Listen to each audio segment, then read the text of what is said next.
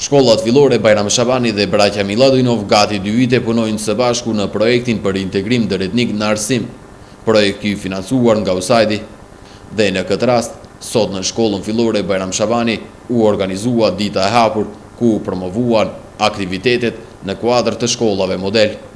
Kjo ditë rrjedhësi është më mirë. Ky është një projekt i USAID-it për integrim dëretnik në arsim, në partneritet me shkollën të cilën e kemi në shkollën me të cilën vazhdimisht bëjmë aktivitetet e përbashkëta.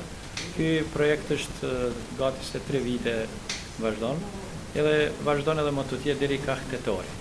Domethënë gjatë këtyre aktiviteteve të përbashkëta, tash kjo ditë ka qenë si ditë e hapur me qëllim që të promovohen aktivitetet në kuadër të këtyre 2 shkollave tona partnerë. Këtu numri i nxënësve zakonisht në punëtori të ndryshme është i kufizuar, ku marrin pjesë në baza gjinore dhe në baza të nacionaliteteve të ndryshme. Domethënë i kemi 12 shqiptar, 12 maqedonas, prej atyre janë edhe në baza gjinore, domethënë 6-6.